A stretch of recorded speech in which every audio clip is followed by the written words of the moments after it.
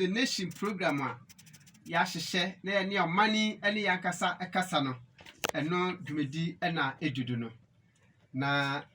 yɛ kai etiefo dɛ ɛno ane dɛ ɛbɛfa pen ɛna paper na yɛtumi esua nyankopɔn asɛm yɛaka kyerɛ dɛ wɔ dwumadi di nso yɛde abakwasɛm ne abebunsɛm ne Bible mu stories nso ɛna yɛde bɛkasa akyerɛ yɛn ho dabra bɛyɛ a yɛn mamba yɛbɛhu nyina sade wɔ ɔman mu na ɔman mpanimfo nso etumi ayɛ hɔn afam di nam nyankopɔn akwankyerɛ do dabra bɛyɛ yɛbɛnya Ghana foforo ɛna independent foforo new Ghana ɛna new independence bɛdɔpa na sese enche pii na amayofo ahyɛ ase ahyehyɛ wɔn ho na obia ɛbɛhwɛ onipa a obetumi edi ne kan ana waboɔ no ɛwɔ amayɔsɛm ti sɛ me de madwen atufo mu a hu dɛ no kyerɛ sɛ yanhwɛ yi a ɔman no bu nankasa no mekyerɛ amambu no ɔbɔkɔ nyaa asikyɛ na obia le dwen kwana nam do a obenya flag bearer a odi mu ma no na wetumi edi n'enyim ɛwɔ amayɛsɛm no mu mekyerɛ titu NPP ɛna ɔnye NDC ɛwɔ abere mu na abiribiara yɛn de Bible ɛkyerɛ amayɛfo kwan kansɛm pii dabla bɛyɛ a yɛbɛtumi di nyamesuro edi ebu mani ne yafa Bible kwan do nso etum de ebu mani na yɛtumi yɛnya kwankyerɛ papa yɛde ka amayɛfo de no ho a yɛbɛtumi de nya ɔmanbu papa na nso telebia yɛkaka na akwate dɛ yɛ amayɛfo no ɛnya de a wɔkasa yɛ ho na no nso yɛaka dɛ sɛ ɔbɛkasa yɛ ho ana wɔnkasa yɛ ho no ɛno nso nka dɛ yɛngya ɛka yɛbɛkɔdo aka na ɛndɛ ma yɛnka asɛm bi kakra ɛmfa de a ɔkokɔdo na osisi ɛwɔ amanyɔsɛm mu titu deɛ ɔfa yɛn a yɛfrɛ yɛn ho asɔfo ne nyame nipa na dɛ adifo no ho yɛbɛto aba bia na adifo binom asi wɔhyɛ nkɔm na NDC bɛwin na MPP bɛwin na adena akɔdɔ ta amama sɛ yɛka Christian som sɛ ya ebinom yɛ adwene dɛ Christian som ne deɛ yɛhu ya empo ebinom po lose hope wɔ Christian som osande yɛnya binom a wɔfrɛ wɔn ho adifo a wɔnam nsɛm trodo komhyɛ trodo akasa hwɛ wɔn komhyɛ no a ɔne Bible nkɔ baabi a nti ɛbraso a ɔda yɛn so yɛ ma yɛn ho do kakra ne yɛtumi defend Christianity ɛne awurade asɛm yi a ɔda hɔ yi nti ɛndɛ ɛno ana mebɛyɛ hwɛ yɛnim dɛ NDC ɛna MPP ɛnyɛ dana wɔpɛ obi a obedi ho n'anyim mekyerɛ wɔ flag bearer na NDC fo deɛ yɛnyim dɛ wɔbɛtwusi ɔmanpanyin dada Mahama ɛna yɛkɔ MPP fo nso do a deɛ yɛnim dɛ ɛno nso wɔbɛtwusi ɔmanpanyin abɛdi akyi His Excellency Mahmoud Bawumia na yi yɛn kɔte a ebinom asanso ama wɔn ho do bio a wɔse wɔhyɛ nkɔm na dɔm nam no memente amba ho na deɛ yɛ kama kuma ma ɛndɛ mepɛ dɛ mema Ghanafo ne atiefo nyinaa hunu nokora bi yɛ a ɔwɔ nyankopɔn a ɛna ɔne adifo ntem no ɛno dɛ mehu dɛ ɔsɔfo bi ɔse ɔhyɛ nkɔm na ɔka na church members no nso ɛngye dɛ nyankopɔn na ɛse na kyerɛ nyankopɔn na ɔrekasa no nyankopɔn ka ba asɛm ɔse His Excellency Vice President Mahmoud Bawumia oyi no ho free flag bearership no mu kura na sapapra no ho na ɔde no kɔ wure mu a ensɛm pii na se kyerɛ ne dɛ oni kwan dɛ ɔmanpanyin dada Vice President otumi gyina bi dɛ bi ano nso wo MPP mu no won yi no le oye flag bearer na ono no ole kan osi Nyankopon no osi ade a me haw no me de se obi ri kire na dwen de MPP fo I ma onfa Mahmood Bawumia nkwa me ma kire ma dwen le oda Bawumia na wode no kọ eno no me mu wo me sentriti a oda no kọ eye me masam nyipa sam ma dwen kire no ekwendi isi mi so no se ma kire de wonfa Mahama nkọ eno so ye me so ma dwen kire but se me Brother Joshua tie nemoko as far as there Nyankopon na aka kire me de mama MPP fu mfa Bawumia de wo kwan bendo akwan bendo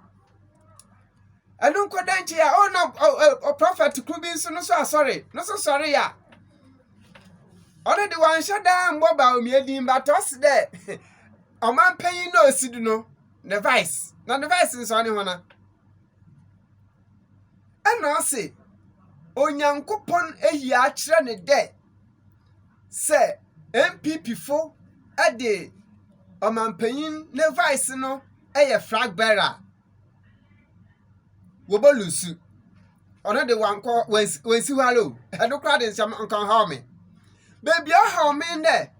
osi Nyankopon aka kire ne de se MPP fo amfo bia oye kristoni muntie ni yo obia ne Facebook obia can be I don't know how me ba bontin se Nyankopon aka kire ne de se MPP fo amfo bia oye kristoni anye flag bearer na okofo bia anye kristoni a asem we Nyankopon hye wo hin no kaka de masemi se Nyankopon boso na asasi aka kire odifu bi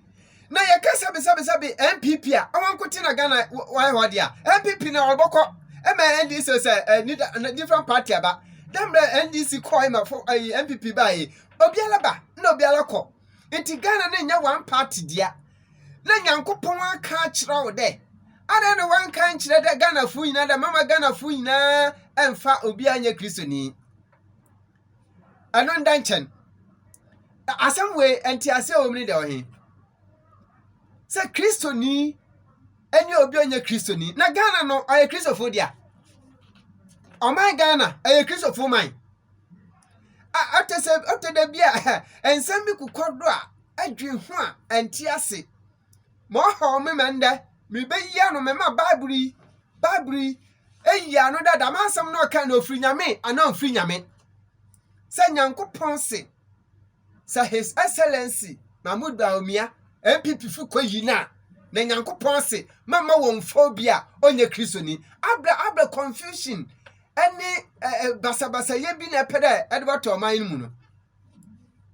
me do papa asem ne yehu pa o Nyankopon ka hwe mutie Ghana fo mesi Nyankopon hye ne ba bia oboa oya trosep Nyankopon ka bibia nkire no o say Nyankopon te wono onye the author of confusion asem bi so se Ghana fo epobi ema wedu n'anyim as flag bearer anaso position bia onye obi oye Ghana ni na wofa na obi oye Ghana ni na se nipa kro ne Ghana ni a eno no trap so afa ho ban se nipa kro ye Ghana ni a trap de afa ho ban enti Nyankopon ahwe obi oye Ghana ni ene obedi ade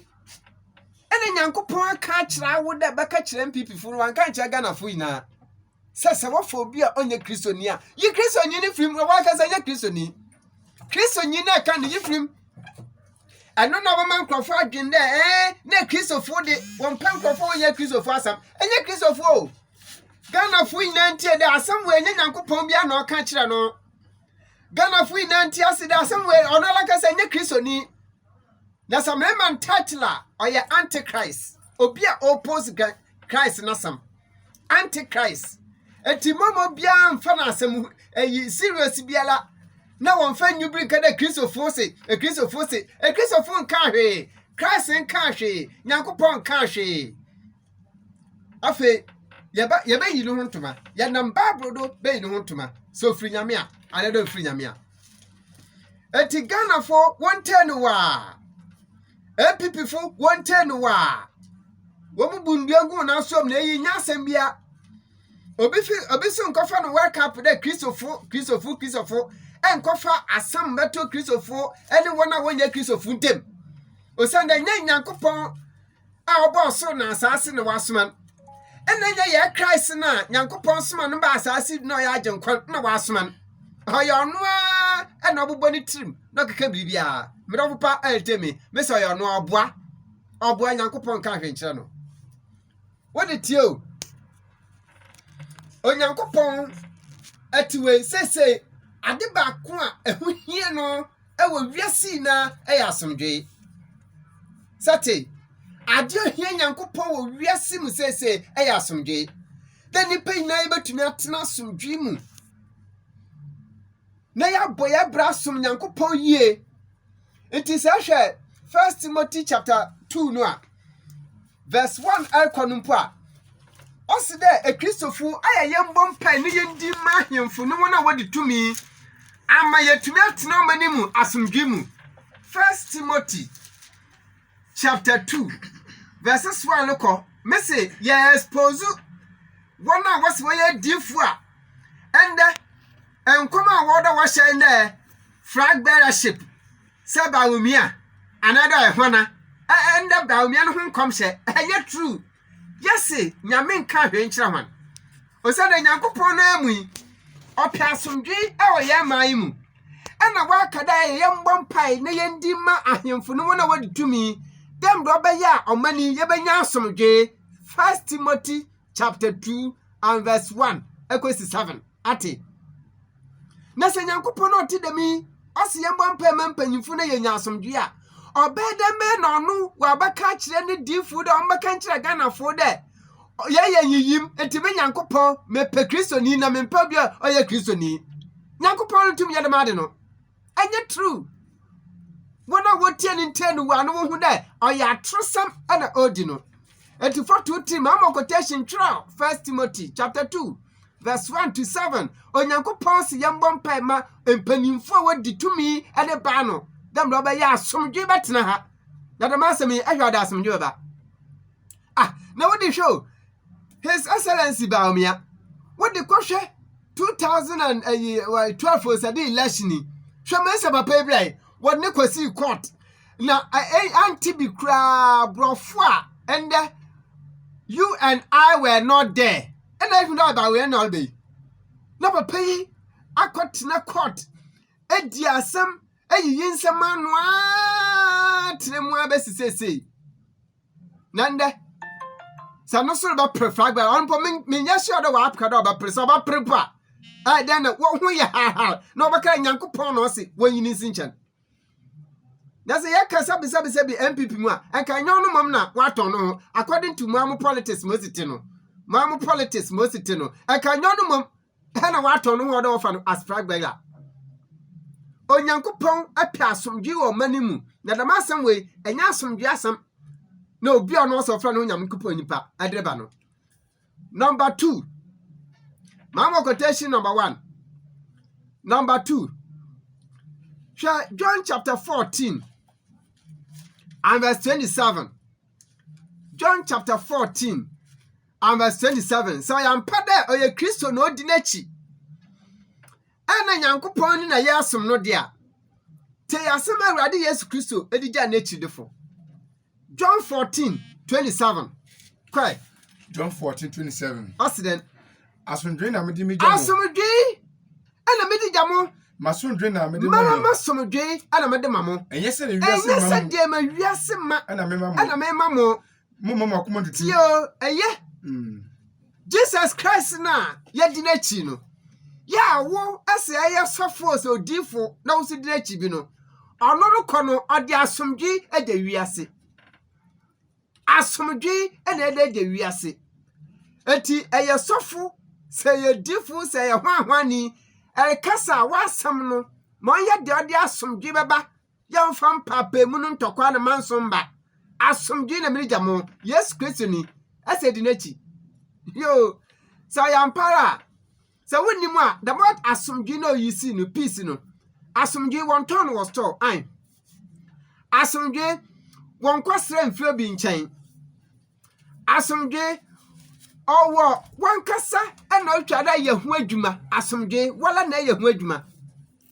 na be ye ho adwuma ne kase afiri wo kasem osana kasa atumi de basabasa ye ane mansotwe ane mbabo ediba kasa asomdwe etedana the beatitude mechira engobe paro de Awurade Yesu Kristo hie na esuafo Matthew chapter 5 na New King eti asema Awurade Yesu Kristo kan ya Matthew chapter 5 and verse 9 tro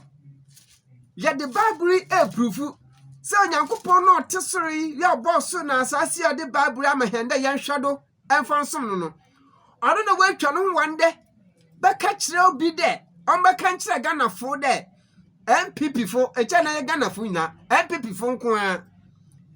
media ho mekasi de ose Nyankopon se MPP fo amfo bia oye Kristonia na se wo fo bia onye Kristonia why enye true obwa Matthew 5 and verse 9 tie Awurade asem Ishani apatafo. Blessed are peacemakers, for they shall be called the sons of God. Sati, blessed are peacemakers. Ayo sofu, ayo difu, ayo sampakani, ayo memwa. Kansamwa, odi asumdwe baba. Make peace. Enshira enkan wana waya asumdwe mafo another yafo. Na one and overflow Nyankopon ba. I don't tell you enye Nyankopon ba because the masem ye king ba me asesa also followers no so followers so you true do pedo gina so you true do pedo gina na se kaka che na Nyankopon se a mama won fo no nsia the question that on why abade ose ba me wetimu po bi there or de no som no be hye e Christopher do we yasam. The master way Casio, according to the book of Numbers, chapter 15, also, wafrano presumptuous son. Sati, presumptuous son. Onipano, one abo wadrimu, and there's a sublibi that on say. Presumptuous son, I abomination before God. Na Yankuponipa, and him the madi. I am mini papa, and him the presumptuous son, I abomination. Ezekiel, chapter 13. Yabaka from verse 9 2. Ezekiel 10 year pa. Nyankopon so ho no wobwa. Oyaza. Mese. Dia ho me me ba abonten. Me be defend Christianity o. Me be defend Nyankopon boss na asase. Me be defend Jesus Christ. The onsmo bia o baby a. Nyankopon smo bia wo Ghana ha. Don ba kan kire MPP for there. Ya Nyankopon sma obosma MPP fo kwa osma sehu Nyankopon logically osma wa say nation friend the prophet na Nyankopon osma wa enya man mu ni hina na osma wo no na chekosma wa MPP fo kwa ho atibida Ezekiel chapter 13 verse 2 yebaka kwesi verse 9 but yebaka verse 2 ni yehuro kwesi verse 2 and 3 kwa I say Onipa ba she Israel edifo a wo hye nkom no nkom Israel edifo bi ahya nkom ose hye wo nkom na ka kire won a wo free won wo timi hye nkom no se sati we de tie pa we de ya grammatical analysis ose Israel fo edifo ni binum wo free wo trim na ahya nkom na che da wiase wona wo free wo edifo no Nyankopon ka hwe na mom wo free wo trim na kasa asemwe ofri wutrim ana rekin osa no mfri wutrim a Nyankopon boss na asase wande ende made in Ghana na wano ka chere Ghana a Christian country kina oya Christian country debi ana oka Christian country antiase ye wo Arab country ho na wono ehwa wono Koran no enani wo constitution eti ana no oruwan Nessa kare Christian cancer na peda chere ye constitution na ye Bible no e na wodi ru Ghana akaya tentente mancha manpin funcha wante ye constitution ye Christopher ye constitution Bible ye manual Bible e na ase manpin fu na woto wodi Bible na di ru Ghana ati Ghana ye Christian nation na Nyankopon asoma wo awo one particular party ho na party nkene obia ba hu da azan na le no obia so ba hu da say na wankasa ifri baby ledu baby na wo de awado monkodo anfa Nyankopɔn din kasa na Nyankopɔn na ose wo mrukwa Nyankopɔn kan mwankasa ewurade asem be expose verse 3 I say mun say ewurade asem say ewurade Nyankopɔn ose ni say na ewurade Nyankopɔn kani wonwie munwie edifo nkwasiafo edifo binum ya nkwasiafo wodi wonara wo honhom achi tieni yo wodi wankasa wo honhom achi ono na wo hu hwe no wo hu hwe no wose Nyankopɔn na ose odi na no honhom achi ti we hu de say fagbara grace no obaba nti di na no honhom achi no keka bibi mfa eyi na cheda wakeka pipifu otrabom na say if Ampara His Excellency Vice President Pedro Sanupa na chela ko fa reject no we say na Nyankopɔn na ose ma ka asem bi a hya Nyankopɔn na Nyankopɔn bi a na okan Nyankopɔn se eboa edi wa honhom achi ate brofo pa a reteme what the mamenu to fan bio say ye expose one so be say owo sunsun konkron ampara ade a odo di achi e ya asomdwe aba odo so e ya asomdwe Galatifo Roma etirenum intichem edonabien Galatians chapter 5 and verse 22 ebe di adanse de onipa biala o se anyame nipa na Nyankopɔn sunsun konkron wono do no aba odo so the fruits of the spirit aye peace damas making ayasomdwe asam Galatians chapter 5 verse 22 ate ayasomdwe ena otwa de ka ho asam ya mani yatna fiti ya nkwalabre mebe sisese ye ne ye nuanum ya wonye kristofo ye tepepapa mama fantotu bi anto ye dem ye ne ye nuanum a wonye kristofo pepapa kristofo wo som Nyankopɔn a wo na wose we nya Christ na Christ na wodi nachi ene Nyankopɔn na ma wiase ene wo som no na na odo abokɔ heaven so be it ebilum so si wonso wo nyame a wonso wosom no ene so biara mfa send atemu da no oho odru ho ne Nyankopɔn se eyi na rekwa na rekɔ eyi na rekwa na rekɔ na mambunu a ode di sabi Nyankopɔn nyansa na honhom a ono asesu da nyame di ama no na mesu metumi di edi o man na nyim na ono so ba fa no Nyankopɔn se den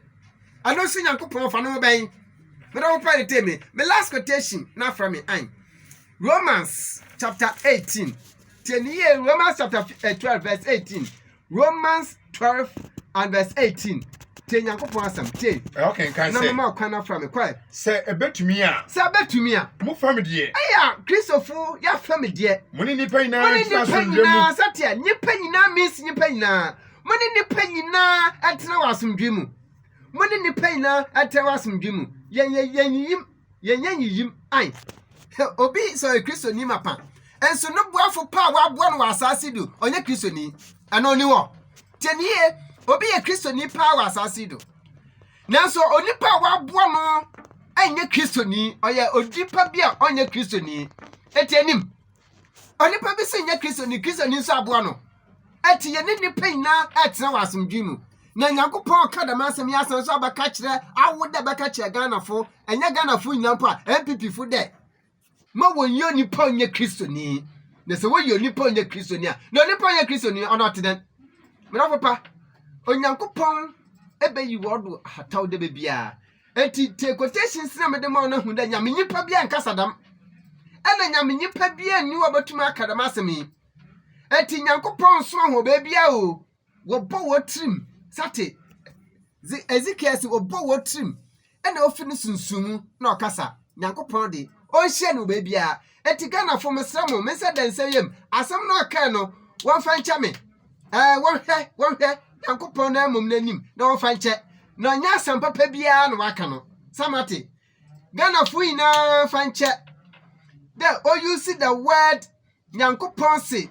won ye obi a oye Kristo ni na mo won ye obi onye Kristo ni won fa nche me am de Ganafo nya anim me pachaw na won fa nche na no Nyankopɔn so na bia ai Kristo asman bia Nyankopɔn hye bia Ofiri n'akasa n'adwe ɛna ne sunsun na ɔkasa.